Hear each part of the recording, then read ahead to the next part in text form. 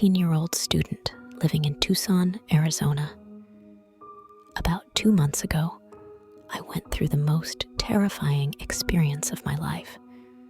The worst part is that it could have been avoided if I hadn't let my fear and confusion take over. It was Friday, and I had just come home from school around 8:30 p.m. and decided to go straight to bed. I must have fallen into a deep sleep because the next thing I know, there's this loud banging on my door. Exhausted and not thinking clearly, I opened the door, assuming it was my sister coming back from the bar. Instead, a horrifying figure stood before me, a man in his mid-40s or early 50s who smelled like shit, reeked of alcohol, and looked suspicious.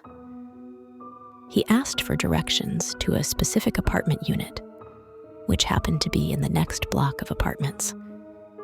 Despite my exhaustion, I could tell something was off.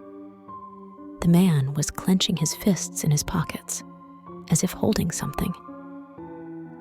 I lied, saying I was new to the area and didn't know the address.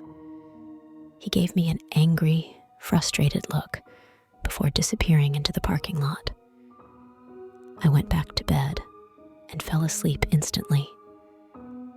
At around 1, my sister knocked on my door. She tells me that the same man had been pacing up and down the street, asking her and her friends for directions to that apartment unit. Yeah, I tell her, there's definitely something up with that dude. Then, around 4:30 a.m., I heard loud shouting. My intuition told me it was the creepy-looking man confronting the neighbor. Still, I hesitated and didn't call the police, thinking it was a typical argument. I regret that now, knowing that the neighbor was viciously stabbed to death and left outside his apartment for the police to find an hour later. The creepy-looking guy had vanished without a trace. I gave the police my description, but I wasn't 100% sure due to my exhaustion. What I'm sure of is that I could have stopped a murder that night, and I now live with the guilt of that man's death. As far as I know, this incident is still under investigation, as the local police haven't caught the man yet. I hope that this was my only encounter with the murderer, and that it stays that way. My second year of college was tough, not because of the coursework or drama, but because of what happened. I started the year in a great dorm with wonderful hallmates and a dining hall just 100 feet away. I spent a lot of time there and got to know the staff. I worked in a restaurant for 2 years before college. I could relate to the struggles of being a food service worker, especially at this notoriously snobby school. Most of the staff were lovely, but one in particular, a young guy named Simon, took a real interest in me. He always asked about my day and how school was going. One evening, Simon joined me as I was doing homework in the dining hall. He mentioned he was off work and going to his car to smoke a bowl before heading home, and he invited me to join him. Naively, I agreed. Once we got in his car, I saw the real Simon. He ranted about his recent breakup, called his ex terrible names, and shared explicit details about their sex life. I was incredibly uncomfortable, especially with the paranoia from the weed. He also raged about how much he hated the students at my university, particularly the girls, saying they treated him poorly. When I didn't respond, he tried to apologize and said he just wanted to get to know me better. I made up an excuse and quickly left, and though he shouted after me, I made it back to my room safely. I avoided the dining hall for the next week, but saw him again one night while walking back to my dorm alone from a function at the Christian Center.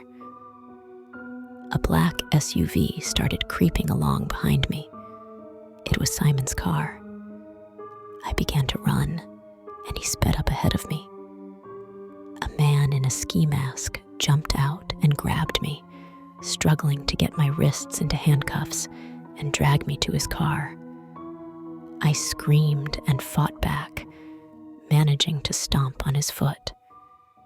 He ran back to his car and sped off. I called the police, and Simon was caught shortly after.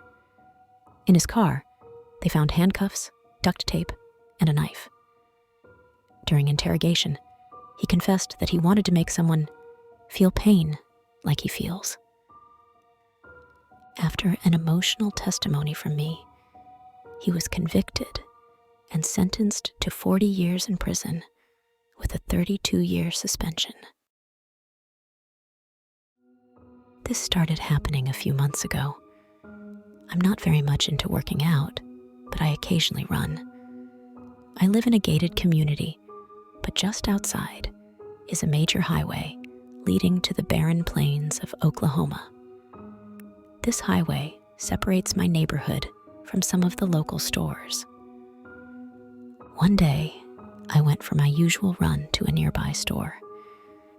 Inside, I noticed a man a few years older than me staring. I gave him a small smile and went to pay.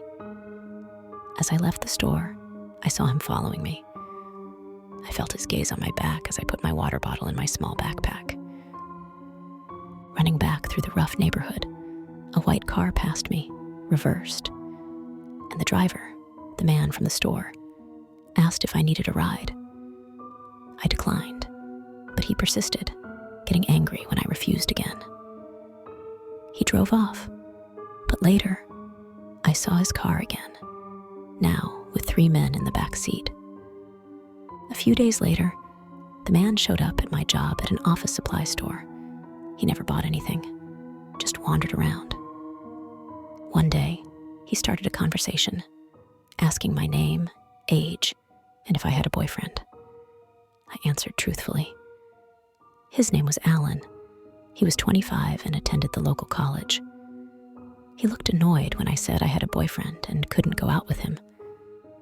Before leaving, he said, "Oh, by the way, nice Jeep." It struck me as odd that he knew my car. A few days later, someone smashed into my car while it was parked out front of my house. It had a huge dent, a broken bumper, and a smashed brake light. The police called it a hit and run, but it didn't make sense. I live in a cul-de-sac. How does someone hit a parked car in a circle? After a few carless days, I saw a white car with a smashed front bumper at the end of my street. I regretted not telling anyone. A month later, I drove to my boyfriend's house with my car back. Leaving at a little after midnight, a car tailgated me with its headlights off. It was Alan. I called my boyfriend, who told me to weave through traffic. When I passed a police car, he backed off. I barely slept that night. The next evening, I was closing at work. Part of my job was taking out the trash to the dumpster in the back. Usually, my coworker Pete would join me. Pete is a huge, loud-voiced man in his 50s. I felt safe around Pete, but he wasn't feeling well that night, so I went alone.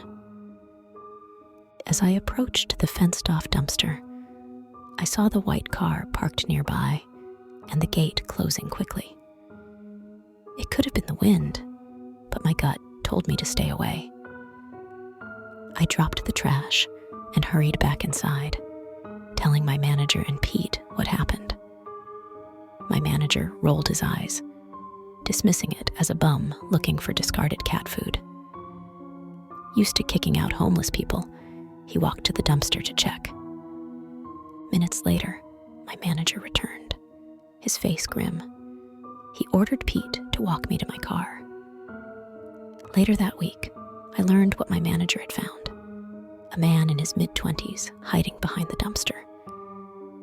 My manager scared him off, but but a pocket knife and zip ties were left behind.